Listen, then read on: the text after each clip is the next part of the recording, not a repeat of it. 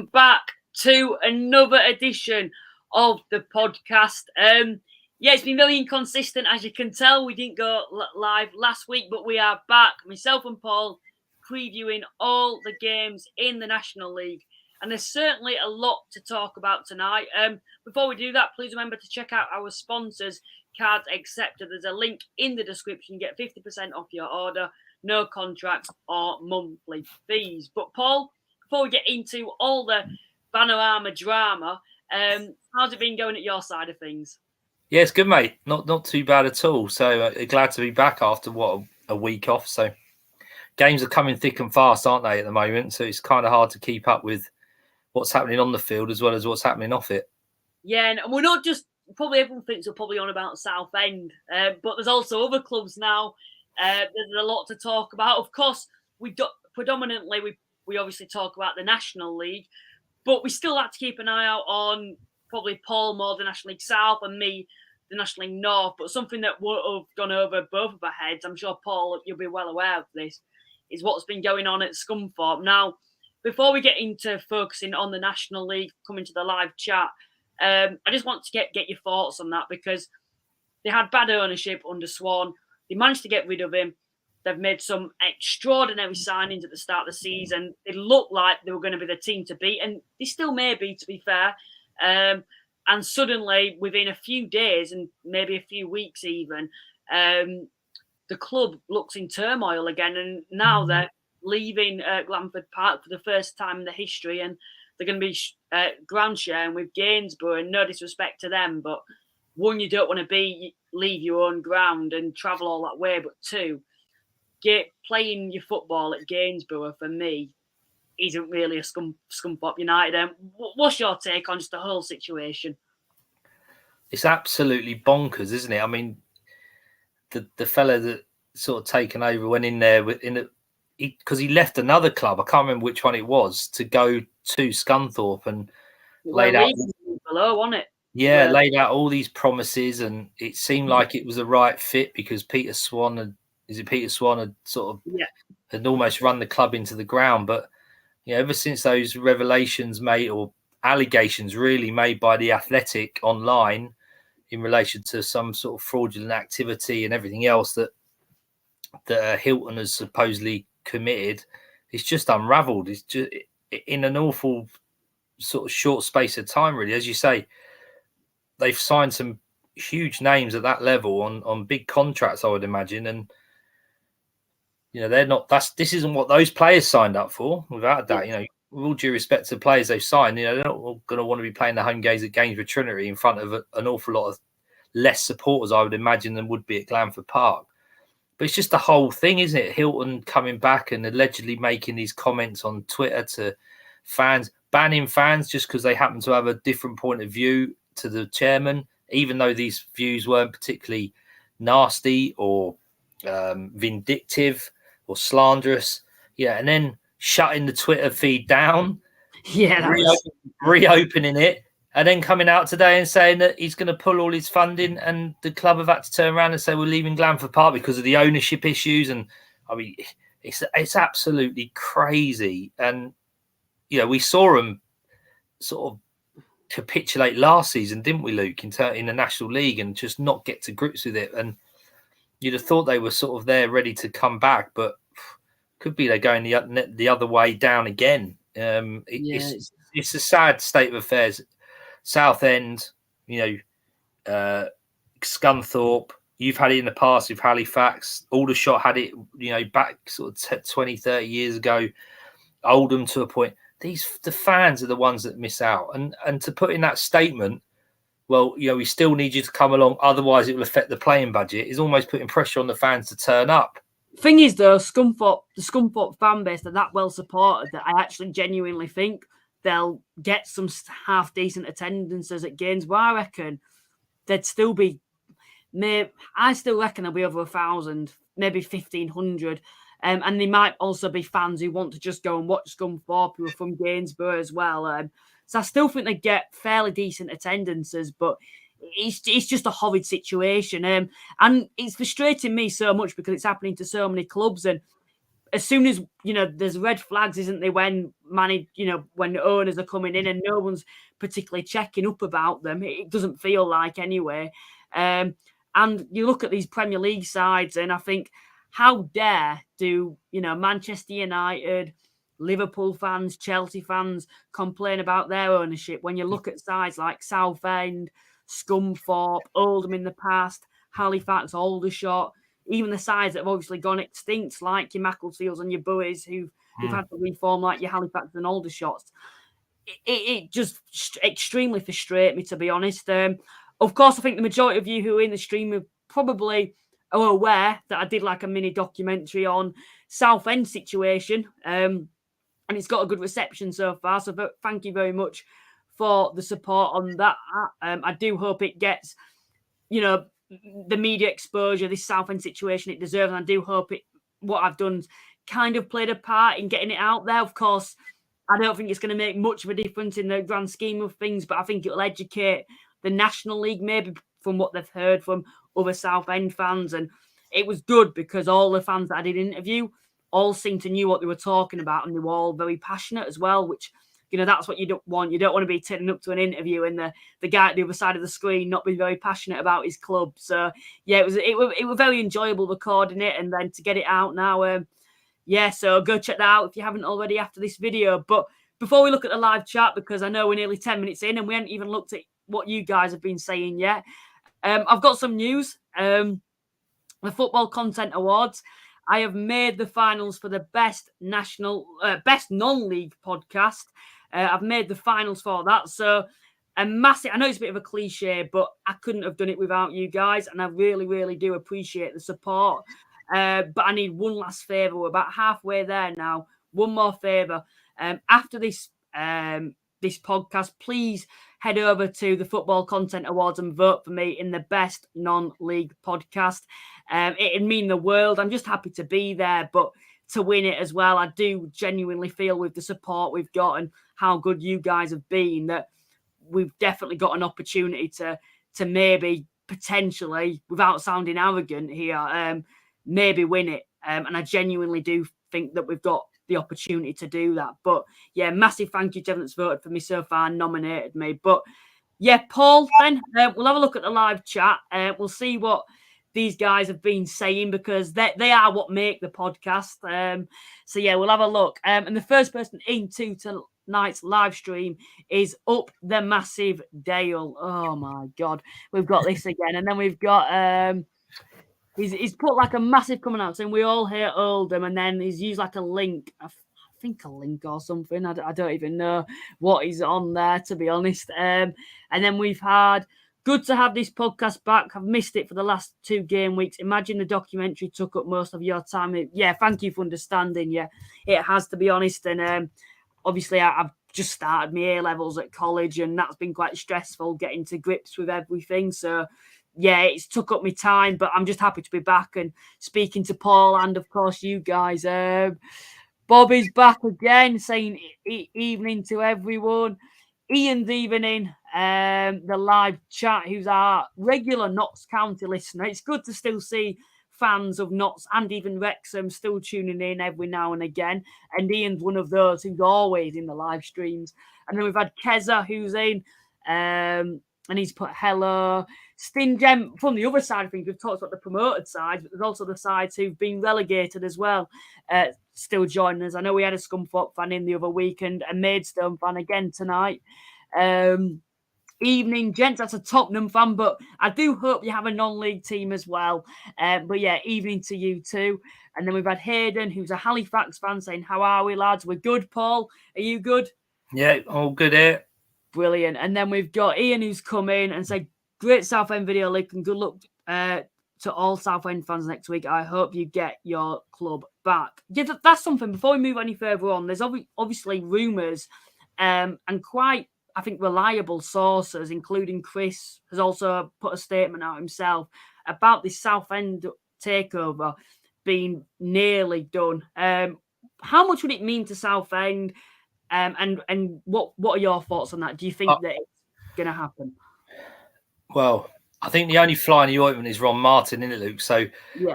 I mean, Chris Phillips has sort of publicly stated that he's never been in a more positive frame of mind around the takeover of the club as at the moment. So, there's a suggestion that payments will be made if they know the takeover is going to be occurring, and hopefully it will happen, because this is a team that should be in the playoffs. They've got 16 players, 3 or 4 of them injured. They've had to draft 2 players in on emergency loans, and they're still picking up results. And if it wasn't for that 10-point deduction, I think they'd probably be 8th or 9th. So I think it will be massive for them, because they can settle down. They'll be able to get a bigger squad.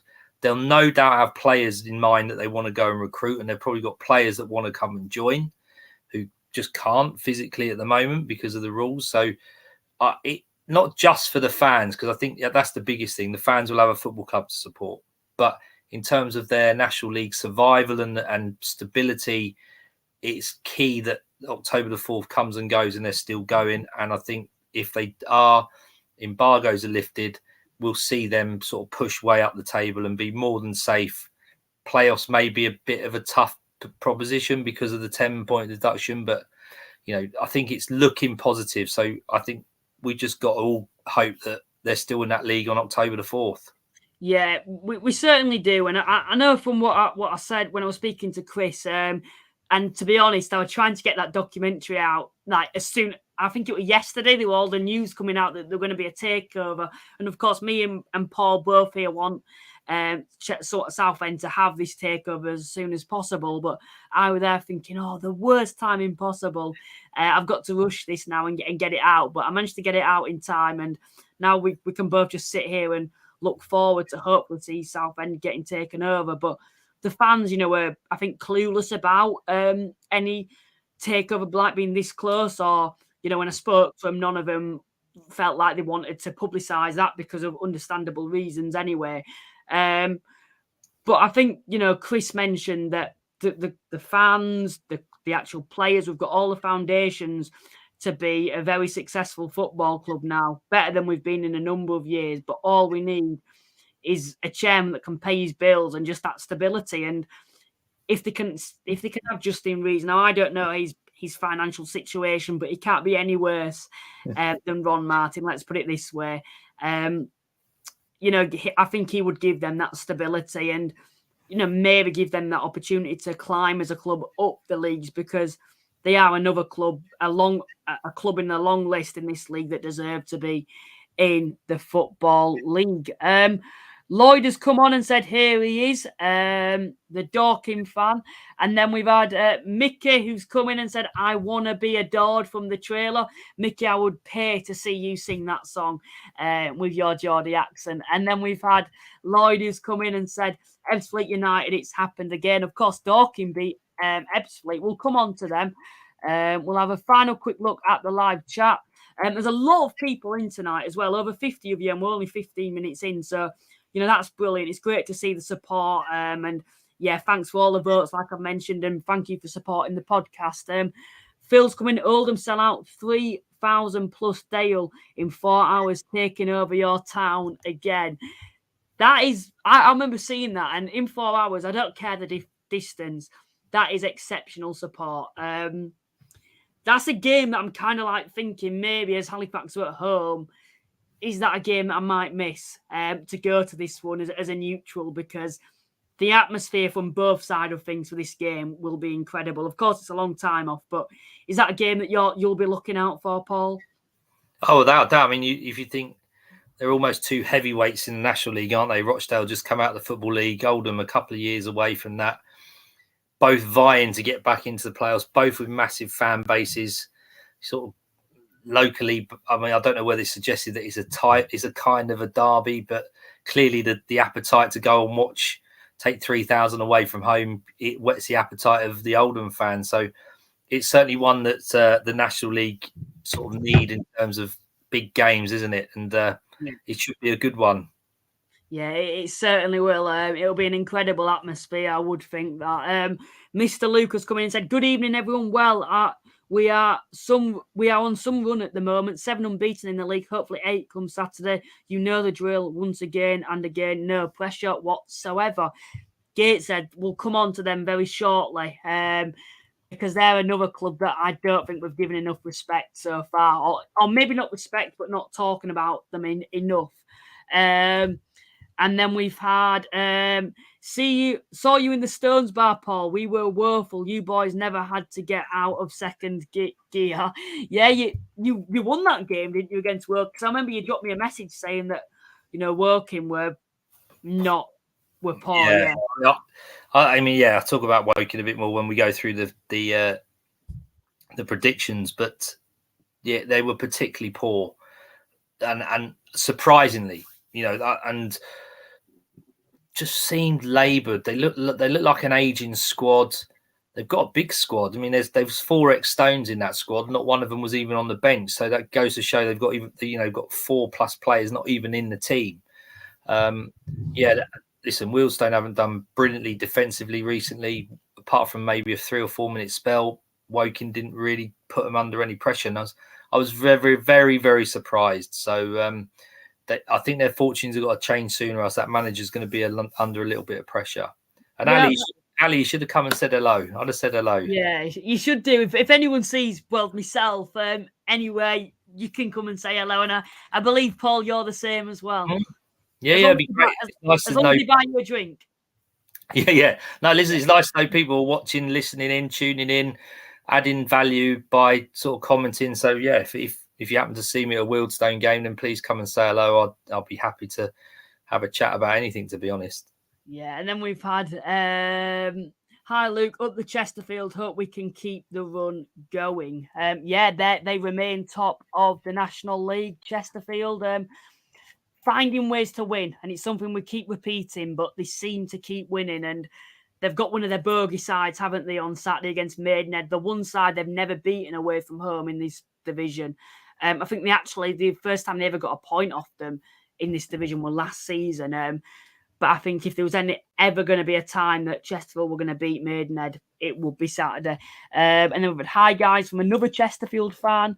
We're going to quickly get through this so we can get on to the next bit. We've had Oliver who's come in, and he said, if Southend don't get sold by next week, don't they get wound up? Yeah.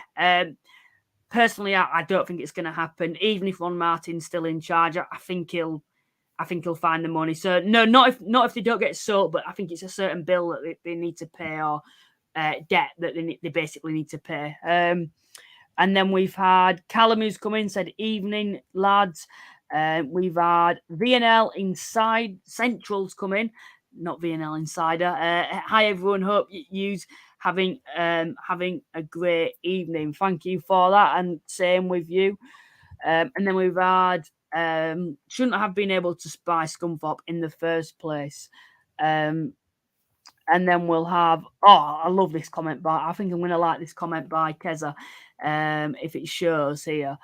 Next, Doc, Halifax Doc next. Well, maybe we'll have to see. Glazers out, haven't won Prem in a few years, and throw the toys out of the pram. I'd agree with that, and I'm sure that's something. When I know, Keza, you finished school now, but when you were at college and school, I bet that's something that must have irritated you, being an Oldham fan with all the silly Man United fans out there who are clueless. And then we've had Joe's in tonight. Welcome, Joe. And then we've had Geordie, I'm not going to read that, but away the lads. I love the passion from up north, to be fair. So passionate about their football clubs. And then we've had people saying just voted. Thank you very much for that. What are your opinions on Pyros, as there was one on Tuesday night despite a goalless draw?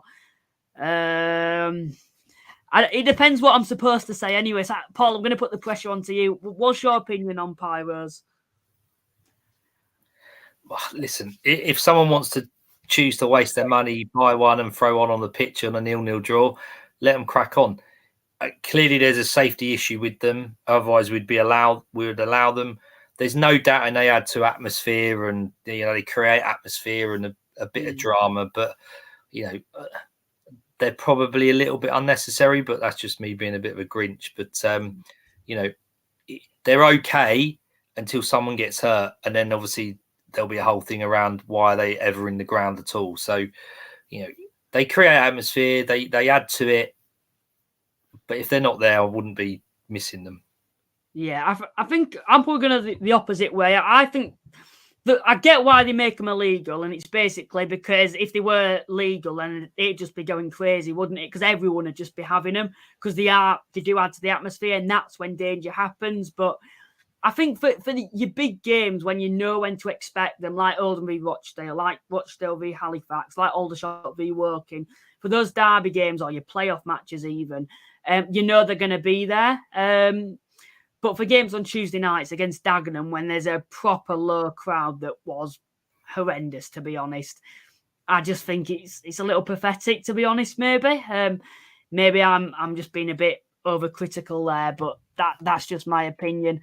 And then we'll leave it there for now, and then we'll come back to the live chat. But there's something I want to add. I'll just read out this comment here. Harvey's come in and said, let me get it up here.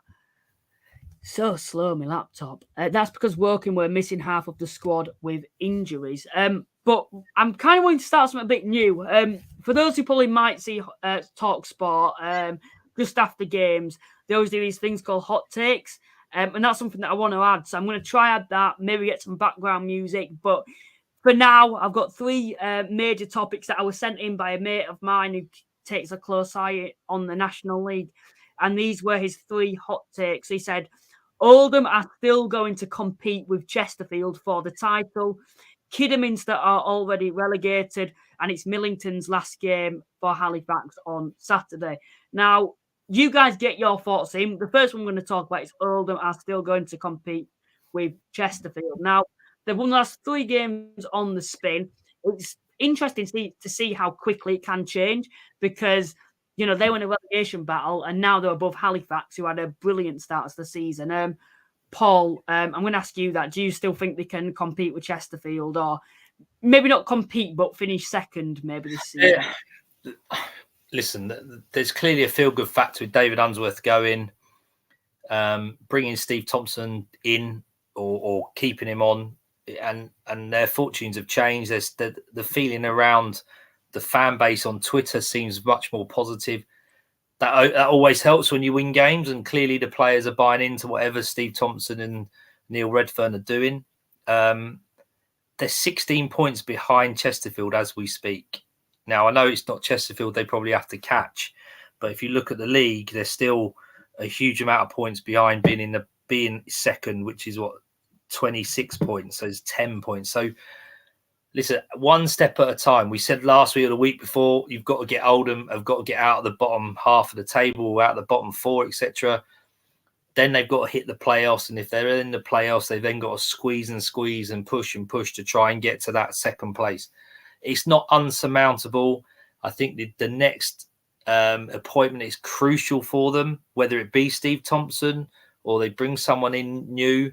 But that is a massive appointment because they clearly are doing all right at the moment with Steve Thompson.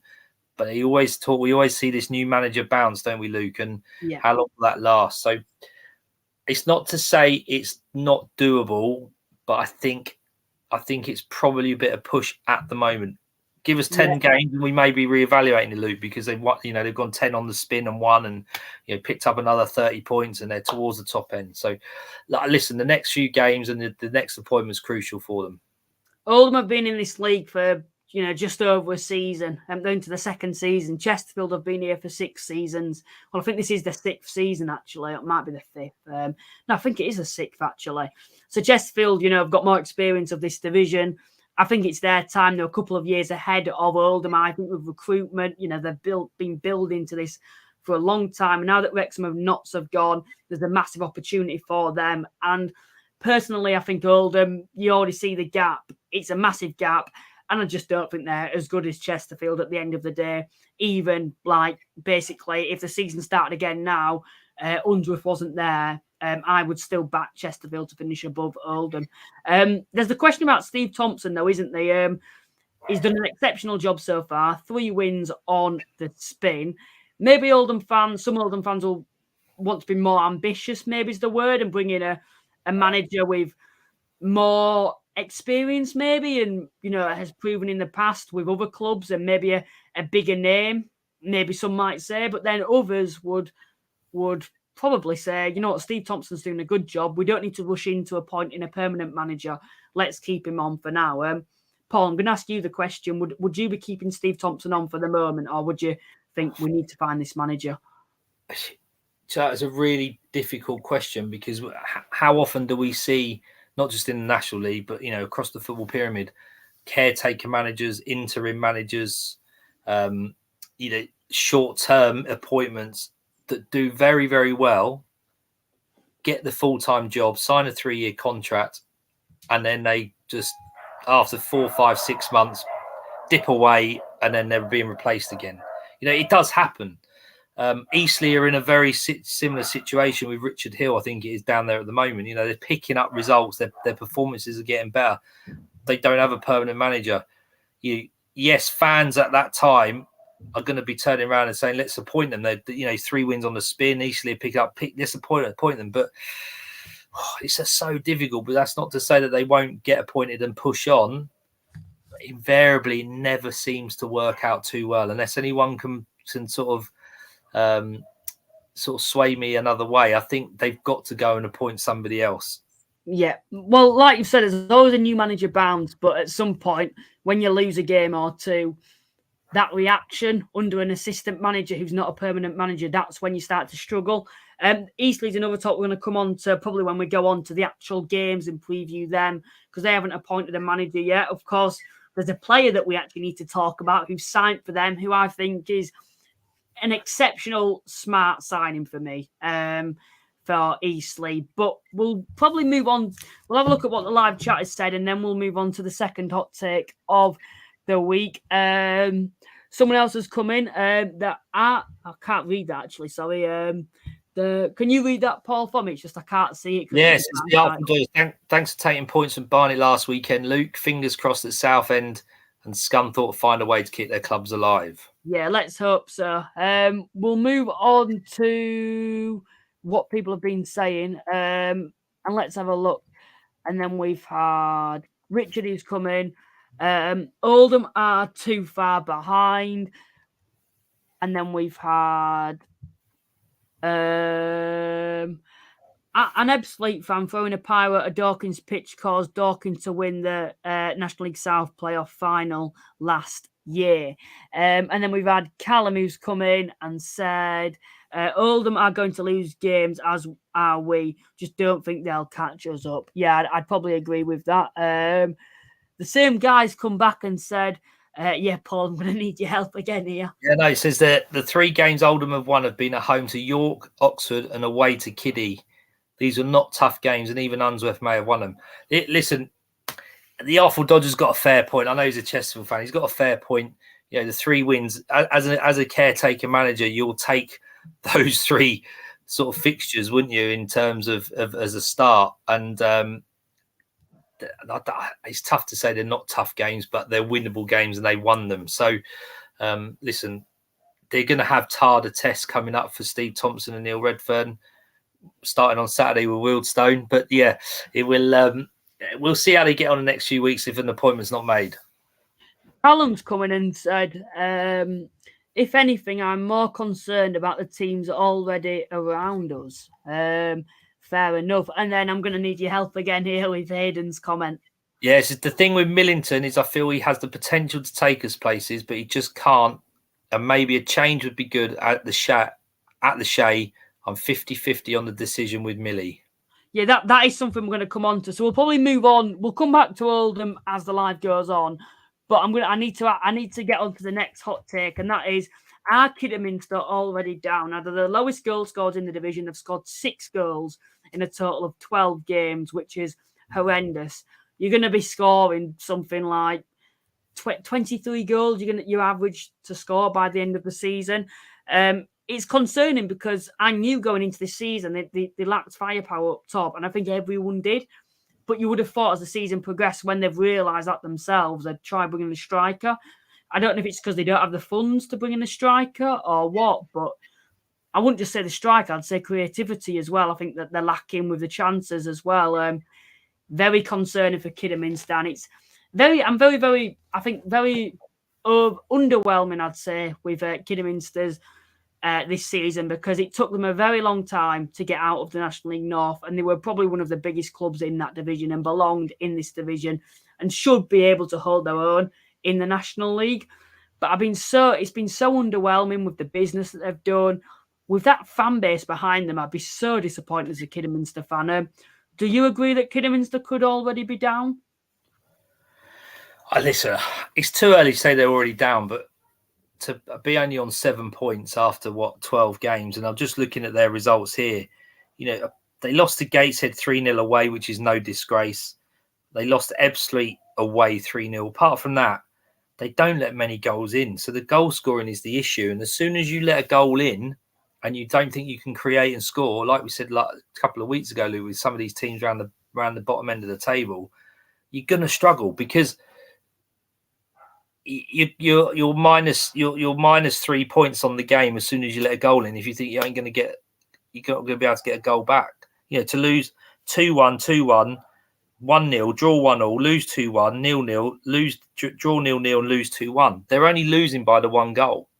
Mm-hmm. So it would suggest to me that defensively they're not too bad, but you've got to score goals to help you try and win games or nick points. And clearly, if you can only get 6 goals in 12 games, you're not going to go too far. And what you've got to remember is there's 4 go down. So it's not like just because they're bottom, they've got to claw back 4 places. And at the moment, I'm not sure that's happening.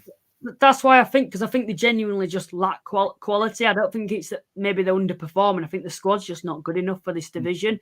And that's why I probably agree that they're already down, because I can't see any change happening. I can't see them bringing in a load of players that are going to keep them up. I can't see them finding a striker that's going to score them 15 goals this season. So for me, I'd probably agree with that statement. Would you overall agree with that statement? Of course. Oh, yeah.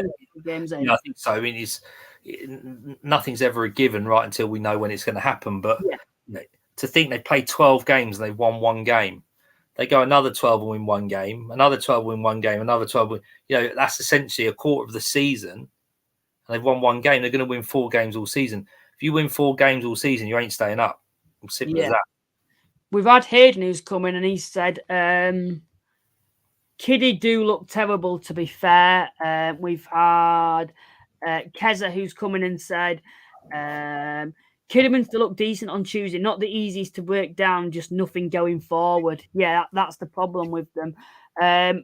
Joe's come in and said they've loaned Bailey Hobson from us. I might need you to read the rest of this, to be honest. Yeah, Joe does. They've loaned Bailey Hobson from us. He scored in his first start against Oldham the other night. He's only there for a month, but he could help get some momentum.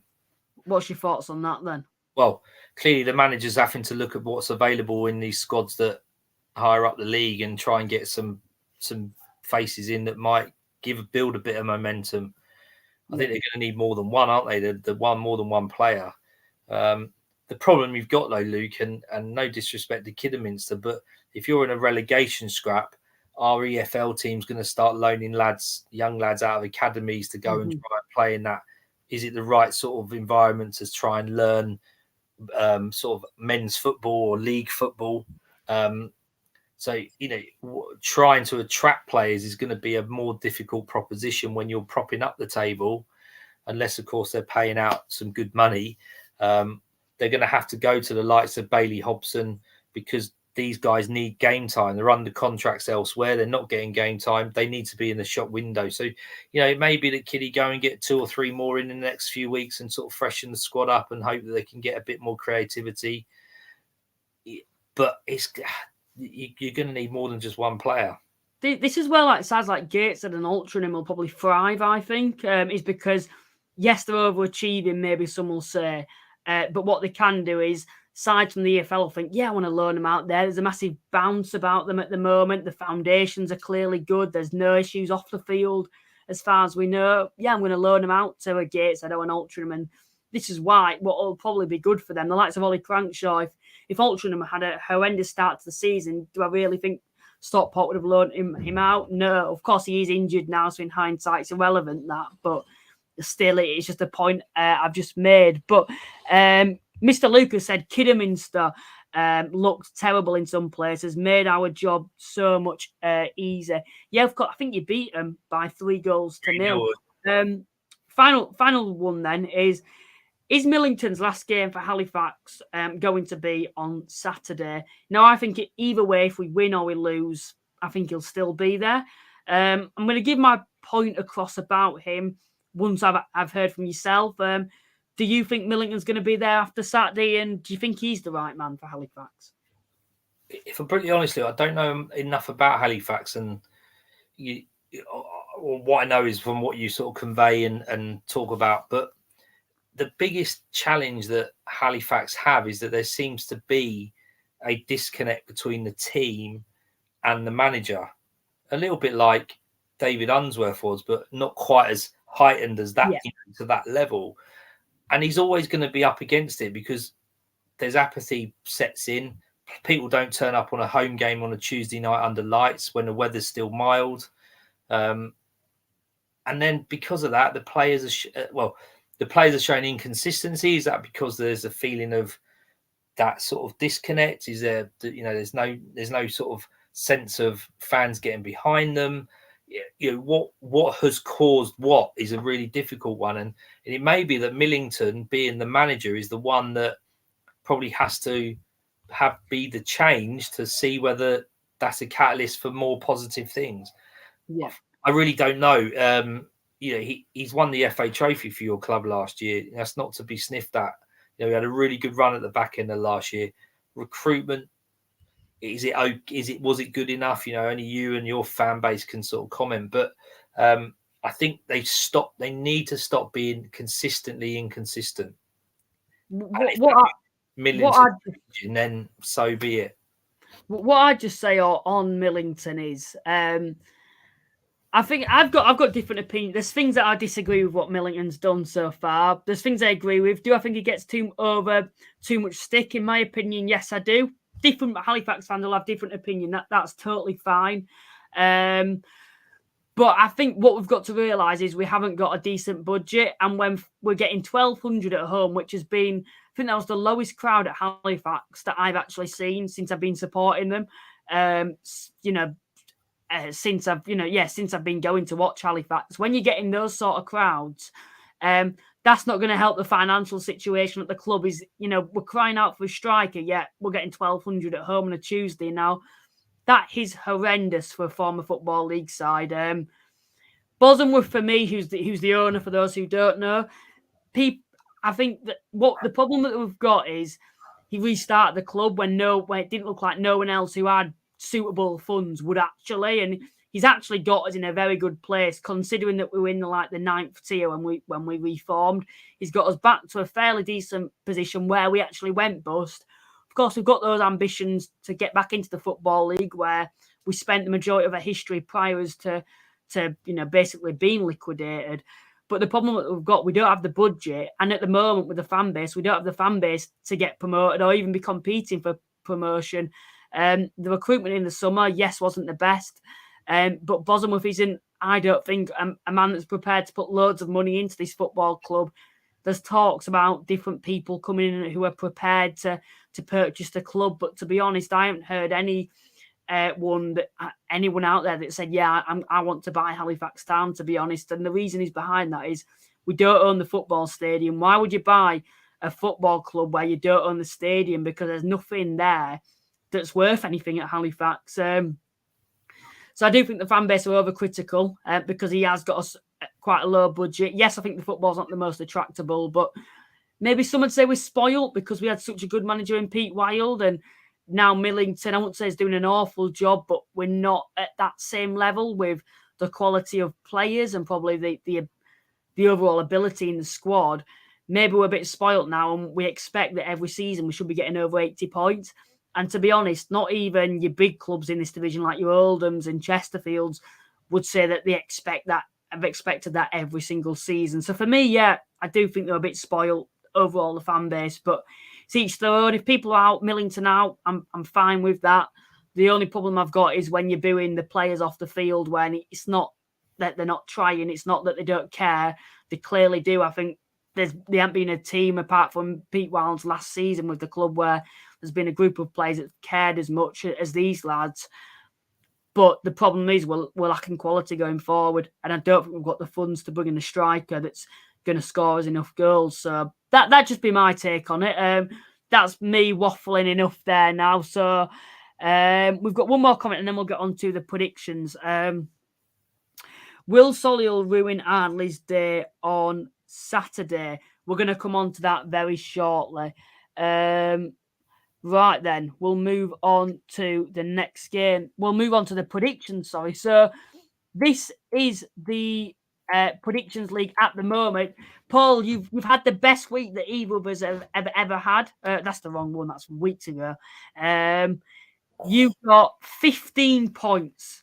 Now that is some going. I think I got 10 points.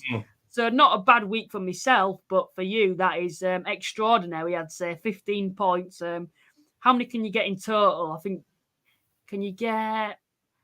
Yeah, how many can you get in total? So you could probably get 36, I think, if you got all 3 points correctly. Yeah, 36, yeah. So, thoughts on that, Paul? Oh, no, I was over the moon when I saw the result. They were coming in, I was sort of going through my own mind.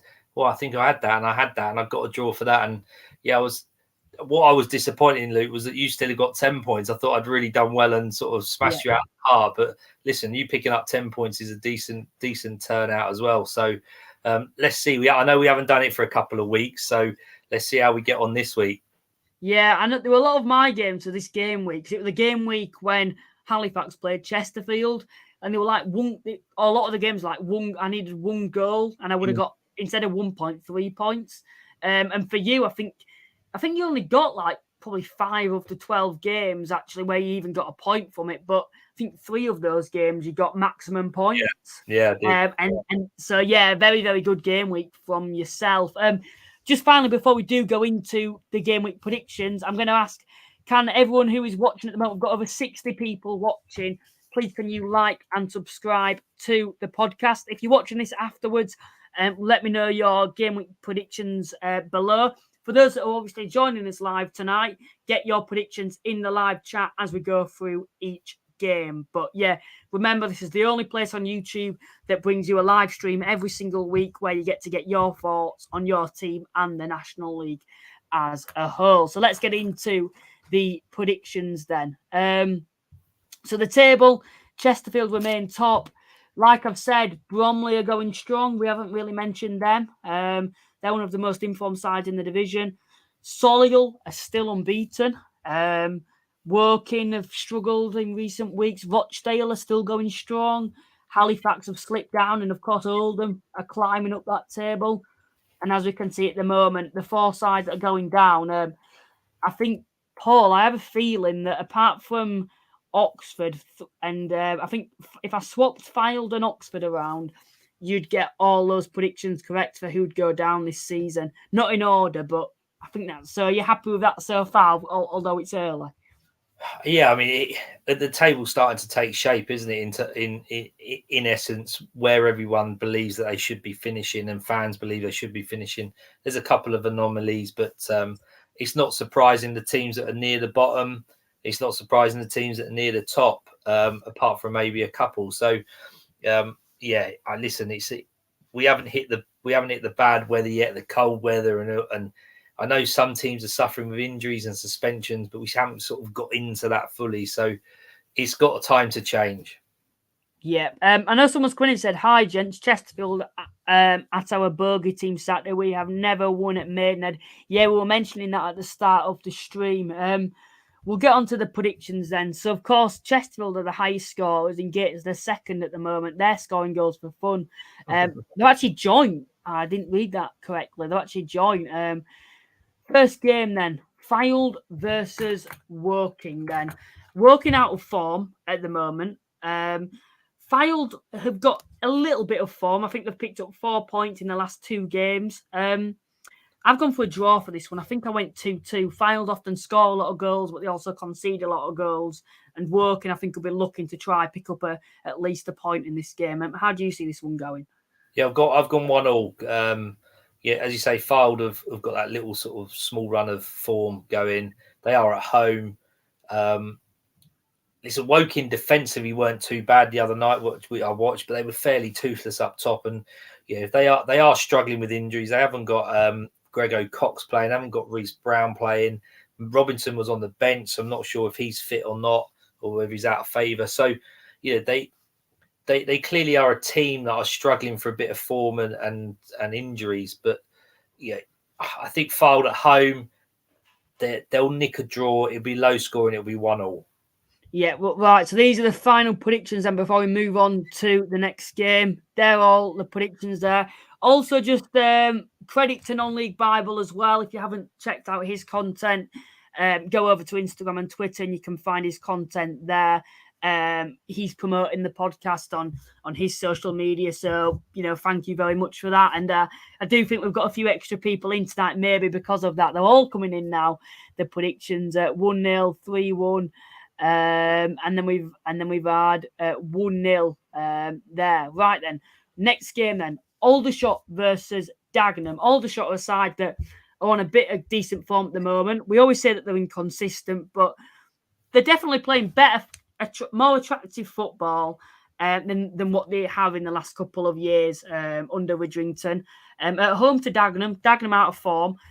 Dagenham haven't actually scored in the last 4 league games. They haven't scored a single goal in those games. It shows to me how much, if you take a prolific goal scorer out of that team, how much a side suffers, no matter who that side is. The only side I think could deal without, taking the main goal scorer out of the team will probably be Chesterfield. Apart from them, I think any side near the top or even towards the bottom, if you took the main striker out of that team, who's proven he can score goals, sides seem to struggle and drastically, and Dagenham certainly are. They had a fairly decent start to the season, but in the last couple of weeks, it's not been pleasant there. Let's put it this way. They haven't scored in 4 games. That must be a dreadful watch for Dagenham at the moment. I don't think there'll be many that will be wanting to make this journey to Aldershot. But Paul, what's your thoughts on this game? And yeah, just what I've said about Inieff Young when he's come out of the team, the effect that it's had on Dagenham.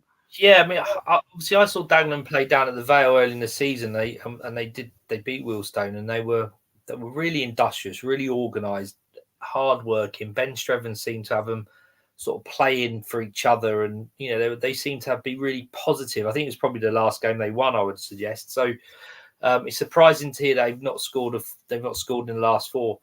He's gone in and tried to correct that, hasn't he, Ben Strevens, by getting Freddie Sears from the Free Market Agency, a very, very well-established, tried and tested sort of young lad who started at West Ham and has gone through sort of the EFL with various clubs, Ipswich and Colchester mainly. Very experienced, and I think that will only do them good. And I think once Inieff Young is back, and hopefully he's getting better and he'll be back on the pitch soon, him and Sears are quite a good pairing. Aldershot as well, having seen them play this season, very impressed with them. Soak up a lot of pressure and sort of play on the break. They've got a very good young lad up top who's scoring a lot of goals. His name escapes me, and finding a little gem like that is what the likes of Aldershot need to do. And Widrington's been in this league with Kings Lynn. He knows what a relegation fight is like. He clearly wants to do better than he probably did with Kings Lynn. He wasn't able to keep them up. So I was quite impressed with both teams when I saw them, but their fortunes have differed since. So Aldershot at home, I think they're going to win 2-1. I've gone 3-1 to Aldershot at home. I've been impressed with Aldershot. I think they've got some very, very good, promising talent with a lot of potential in the squad. Not Ben Stokes. I'm thinking of Stokes anyway. I'm thinking of the cricketer Stokes anyway, who's in the midfield for Aldershot. Looks like some player, I have to say, in the midfield. He's scored 6 goals for them this season. A few assists as well in there. Tollaha, I think, is the player you're thinking of up top. He's scoring goals for them. So yeah, I think at home, Aldershot overall have been very, very good at home this season. I think they've only had 1 defeat at home. That was to Chesterfield. So yeah, I think they'll win this game. We'll move on to the next game then. So we'll move on to Bromley versus Gateshead.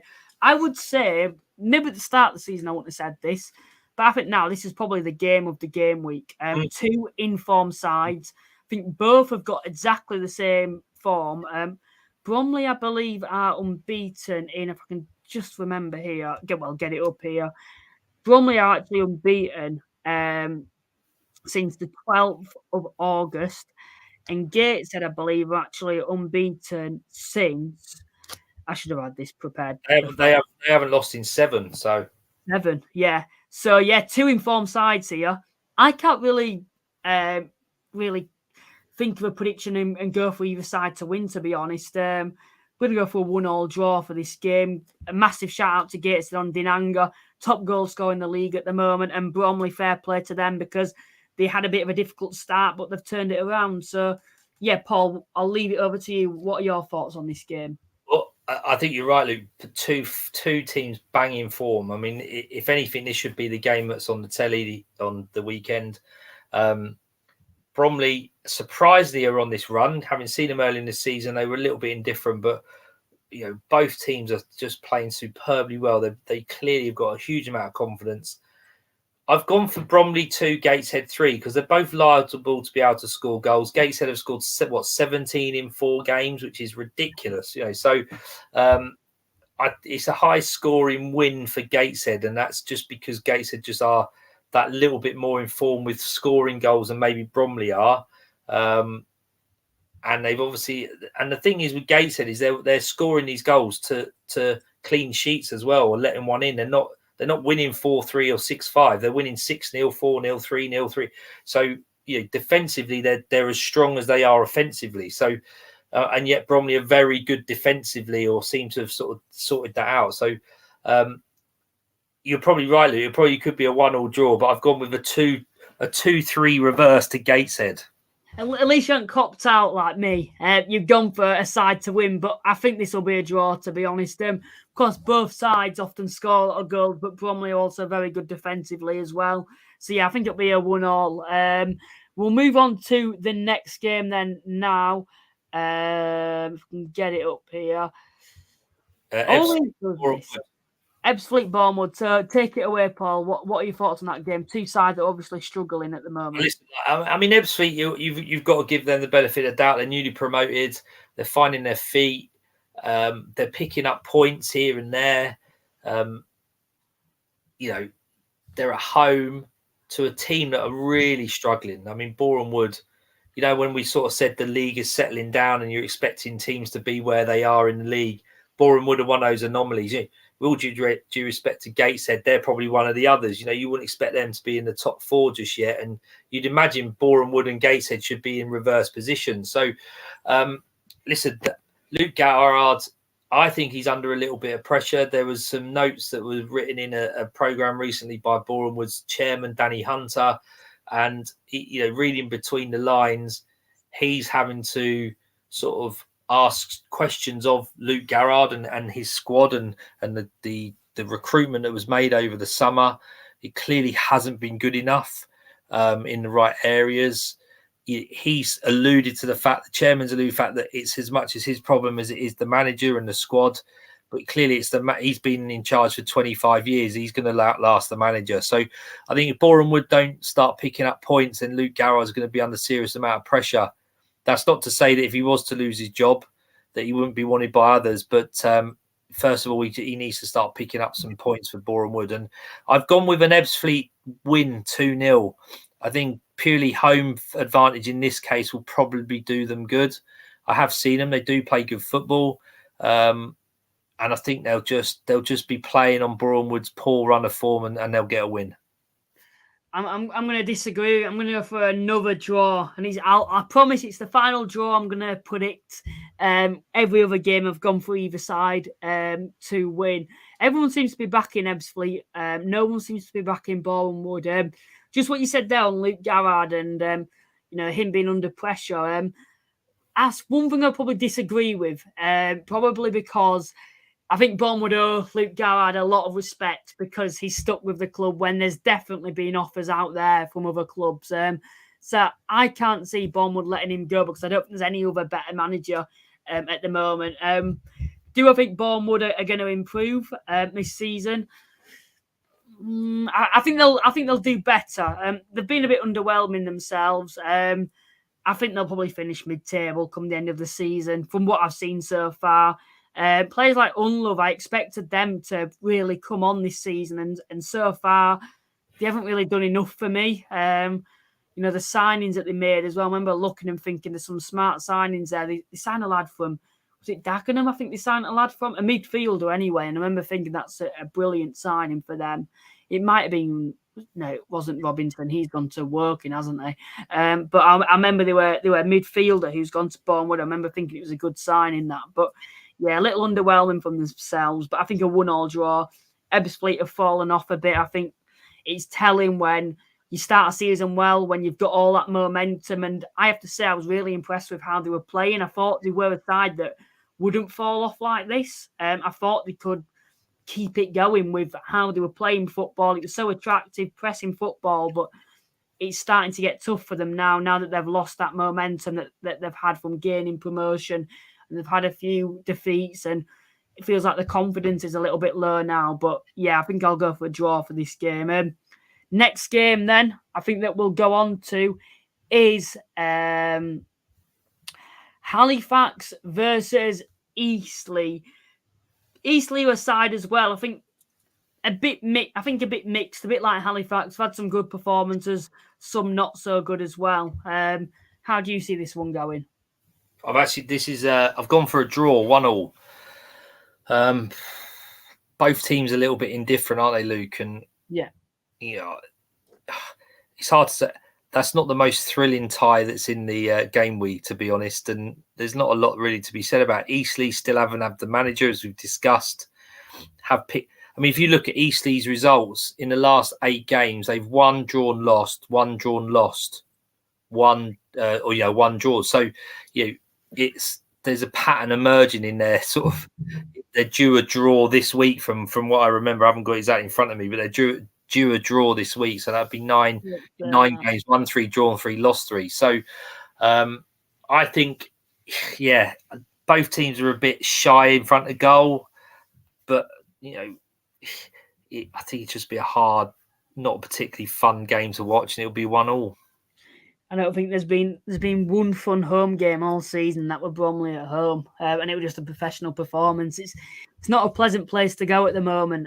Let's put it that way. I'm going to be positive. I'm going to go for, after all I've just said, I'm going to go for Halifax to win. They've got to win at some point. They've got to win at home. We haven't won at home since the opening day. There's been some dire performances. We've got no goal threat going forward at home.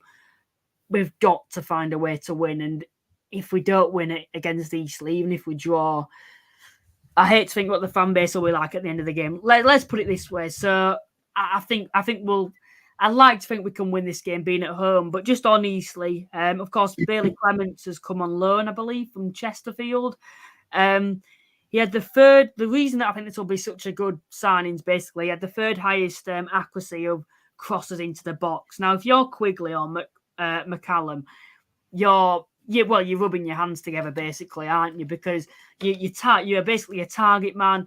The majority of your goals come from corners and set pieces, and now you've got someone on the wing that's got such a good percentage of crosses going into the box and then being successful.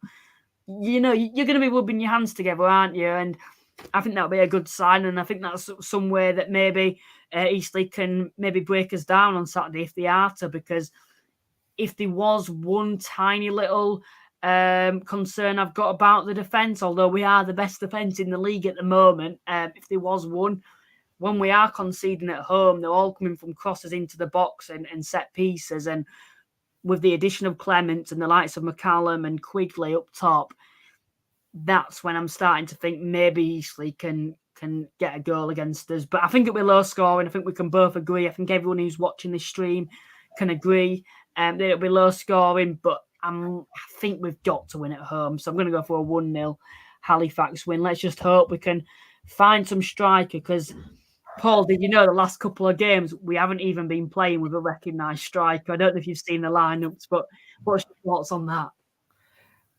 Well, you're always going to be behind the 8 ball if you haven't got a number 10 up top, have you? So, yeah.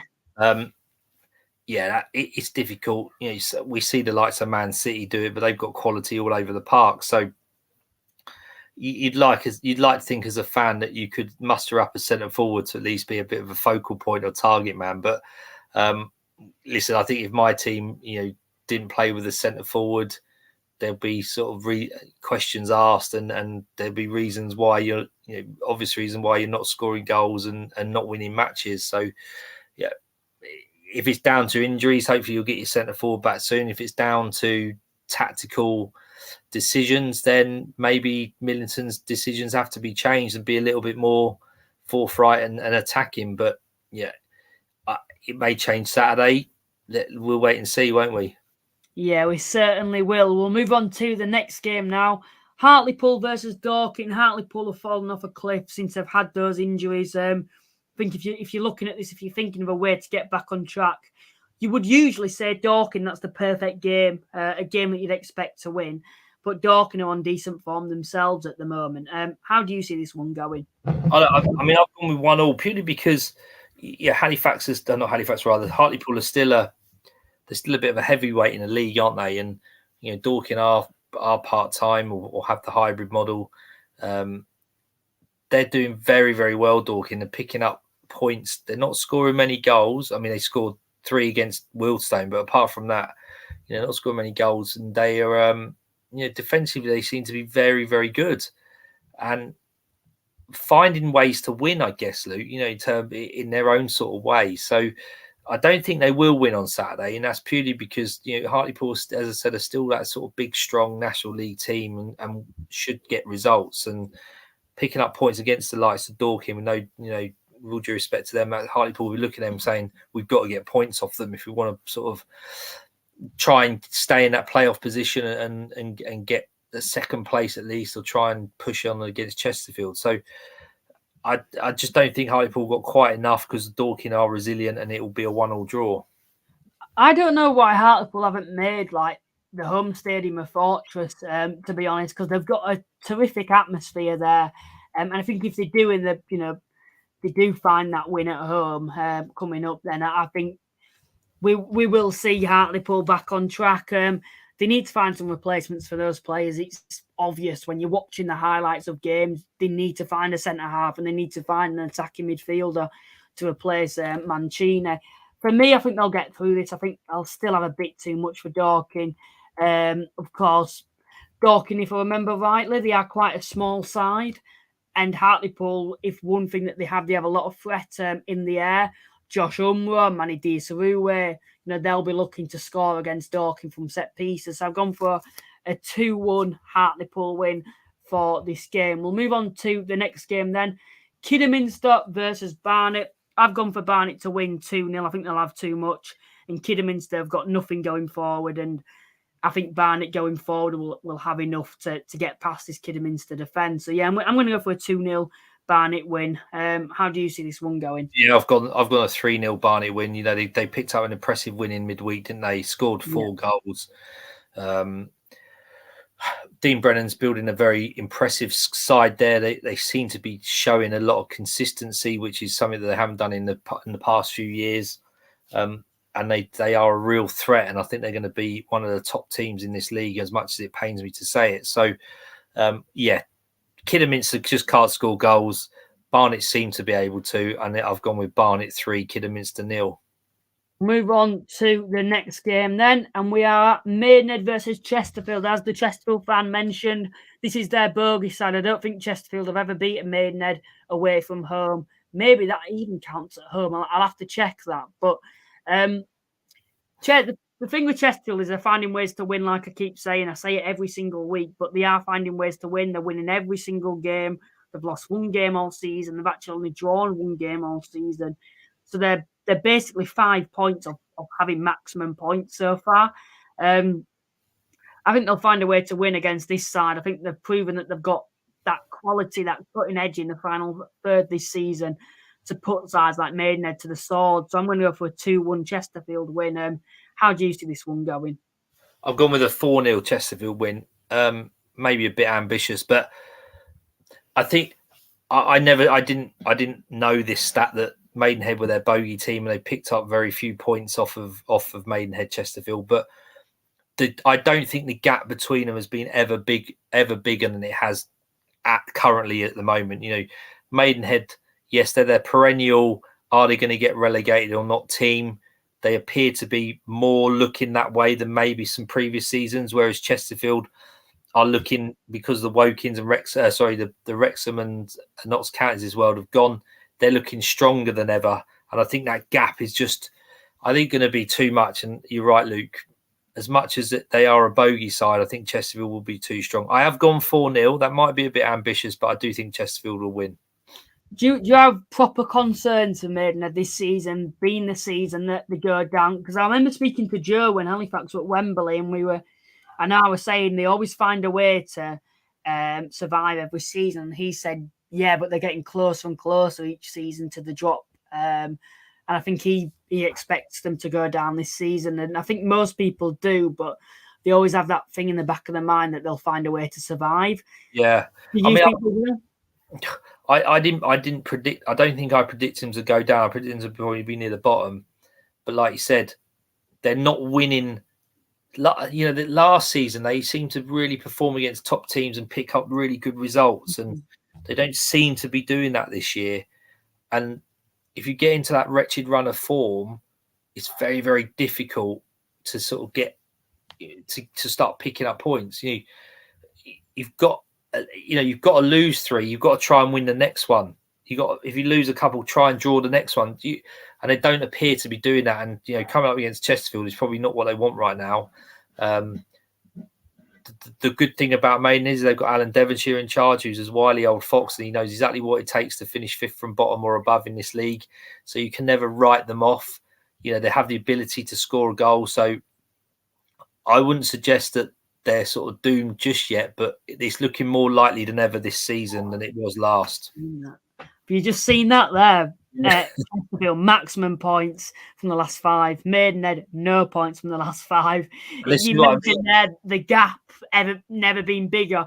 You look at that, it can't get any bigger than that, can it? Particularly, to be honest. I have got proper concerns for Maidenhead this season. I think them, Kidderminster, I'd probably say Fylde, but I still think they'll find a way out of that drop zone. I think they've got quality going forward, and I believe Pierce Bird is still injured, and he's a brilliant centre-half. And I think if he comes back for them, I think they'll be stronger defensively. I know there's this talk about there being a massive gap, isn't there, between the National League South and the National League, but it feels like this season, Fylde and Kidderminster, 2 former established National League sides that I thought would fit right into the National League, feels like they've struggled as well, and there's a bit of a gap between the North and the National League now as well. So, it's becoming a lot stronger league, especially near the bottom half of the table as well, something that I think does get neglected because of the big clubs in this division. But, sides are finding it hard. So, the likes of Maidenheads, your Fyldes, your Kidderminsters, I'd probably say Oxford as well, I think are proper going to struggle. And you might even have a case for Ebbsfleet as well this season, struggling as the season goes on. Next game then, Rochdale versus Southend.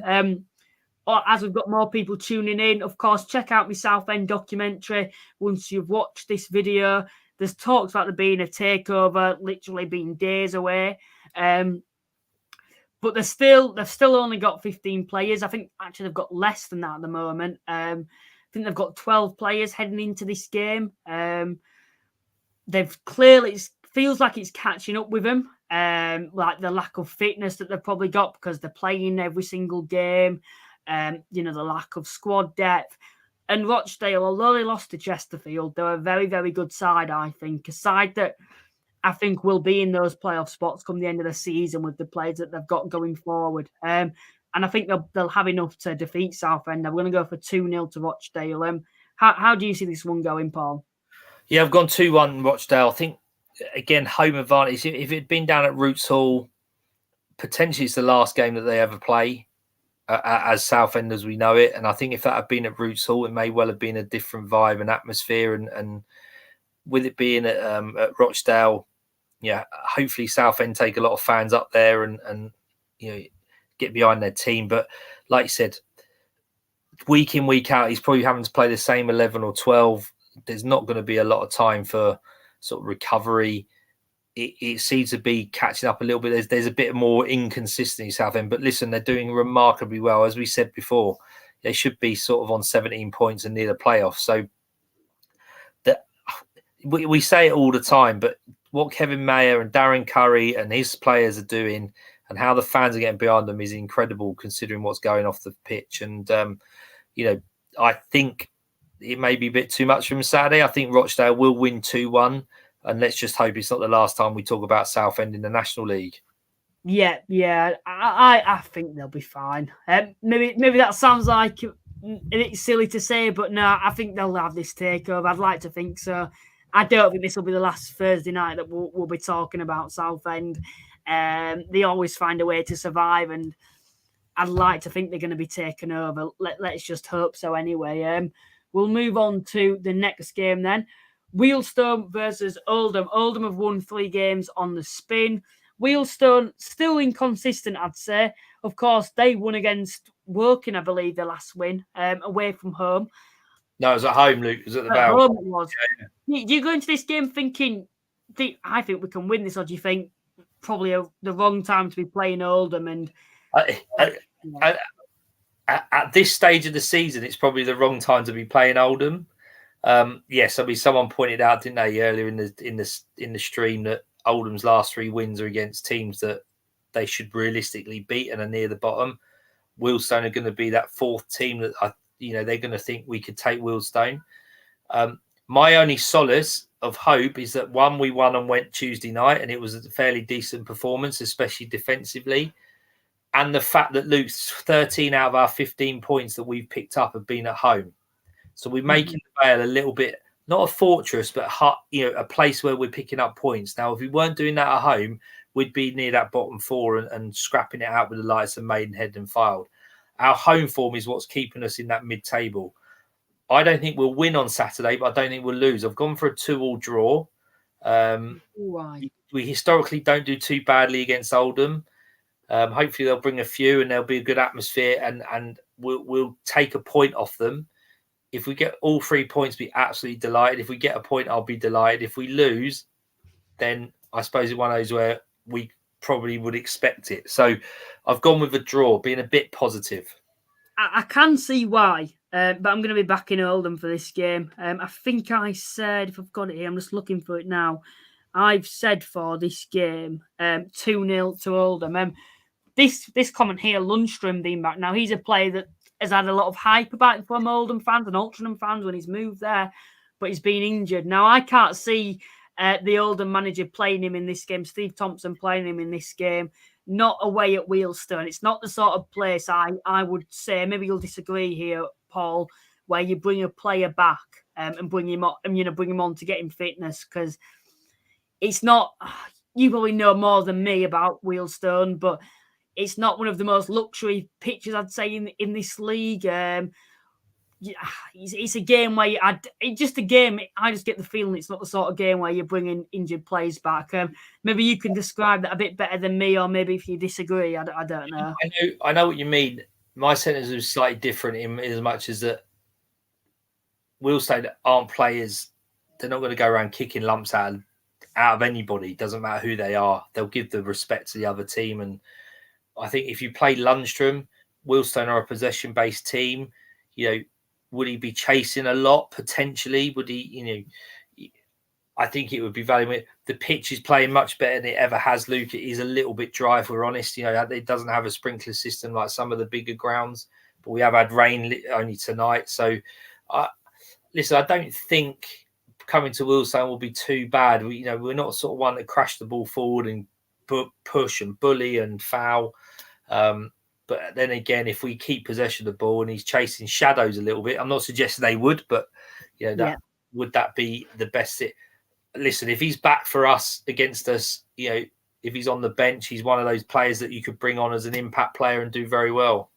Yeah, we've had an Oldham fan who's coming saying 2-0 for 4 in a row for the Latics. Hi, but from Melbourne. I love it when fans come from all around the globe to watch our little podcast, to be fair. It's pretty funny, to be fair. But yeah, thank you for tuning in.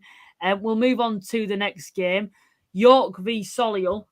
One that maybe a couple of weeks ago you'd be back in Solihull. You might still be, Paul. I've gone for a draw for this game. York, they've shown improvement. I think we've both got to agree since Ardley's come in. Of course, they lost against Barnet on Tuesday, but they'd beaten Woking away and they looked a decent side, I thought, on the telly. They were keeping a lot of the ball. And to win in the last minute shows improvement for them. Ardley's against his old team. Solihull, yes, unbeaten, but I'd say recently, yes, they're unbeaten, but they're not absolutely battering team. They're a side that if, let's say, Halifax were playing them at home, I'd say that's a winnable game, although they're unbeaten, if that makes sense. I think there'll be a 1-1 draw for me. Difficult place to go. I think York will start becoming now. So, yeah, I'm going to go for a draw. How do you see this one going? I've gone with a Solihull win 2-0. I think their unbeaten run will continue. I'm still not convinced on York. And I know someone tweeted that I don't like them. It's not I don't like them. I just don't think they are what people think they are. And clearly their results and their league position has shown that. They're still hugely inconsistent. And I think Solihull are going to be too much. There's no suggestion that Solihull will be up for it because they're playing near Lardley or vice versa. I think they're just a good side that are on a good run of form. And York aren't particularly doing well. So I think Solihull will win. Right, then we'll move on to the final game then now, the televised game, Oxford versus Altrincham. Respect to any Altrincham fan that makes that long journey down when it's been televised. Believe is this the first game at Oxford City that's ever been televised? I believe it is, isn't it? Well, they televised the semi-finals, didn't they, last year? Oh, yeah, they did, yeah. But yeah, it's their national TV debut, so yeah. This will be a good game. It screams a lot of goals. Like I said, I think Oxford, they're going to start to struggle. I said that at the start of the season, but you look at that, they haven't won in the last 4. Altrincham home form. They've clearly got a lot of goal threat going forward. And I think Altrincham will win this game quite comfortably. I'm going to go for a 4-1 Altrincham win, which may be a bit ambitious, but I think Oxford are the sort of side, when they do lose, they can lose heavily. And I think this is the sort of game for that. It'll be an entertaining game. I am kind of glad they put it on TNT. Maybe some may say it's not the best game to really put on by the looks of it, but I think it is because they're two sides that play attractive football. And I think we can both guarantee that there's going to be goals in this game. Maybe famous last words. But yeah. I think Altrincham will win this game 4-1. How do you see it going? Yeah, I've gone with 3-1 to Altrincham, purely based on the last sort of 3 or 4 games. I saw Altrincham down at the Vale, and they weren't out of sorts, but they were struggling for players. There were 2 or 3 missing. They put in a real good shift, and since then they've really picked. As you've seen, they've picked up. I think that might have been the last loss they had. They haven't lost in the last 4. So I think they're going to be too strong. They're on that run of form. They're playing with a bit of confidence. The only thing that might help them go against them, Luke, is they're playing on the plastic at Oxford. Oxford are used to it. Altrincham do play a good brand of football, which sometimes is conducive to the plastic. But if they like to zip it around a bit and the ball holds up, that might be a bit of a leveller. But I think you're right. I think Altrincham are just going to be that little bit too strong. And Oxford are starting to sort of find it a little bit more difficult than they had been sort of early season. Yeah, they certainly are. So I believe that more or less wraps up the game week predictions. Please remember to like and subscribe to the podcast. It's been brilliant numbers tonight, to be fair, considering that I only announced we were doing this morning. As you can tell, I've been so busy, but yeah, very, very good numbers. Paul, once again, thank you for joining me. It's short notice from yourself as well. I only let you know this morning that we were going to go ahead with the show. We'll let you know when we're next live. I don't know. I think they are Tuesday fixtures, aren't they? But we'll let you know anywhere nearer the time to Sunday if we are going to go ahead and do a bonus one on Sunday or not. If not, we should, and I'll say should because I don't want to make any promises. We should be back live next Thursday. Once again, thank you to everyone that's nominated me for the Content Awards. If you haven't done already, I'll try and get a link in the description for after the video. and it's the best non-league podcast. If you can vote for me there, that would be much appreciated. Thank you for the support. I really do appreciate it. And yeah, Paul, once again, thank you for joining me. No problem, Luke. Nice to meet you, and enjoy your football wherever you're going at the weekend. Anyone who's watching. Yeah, certainly will. All right then. Cheers, Paul.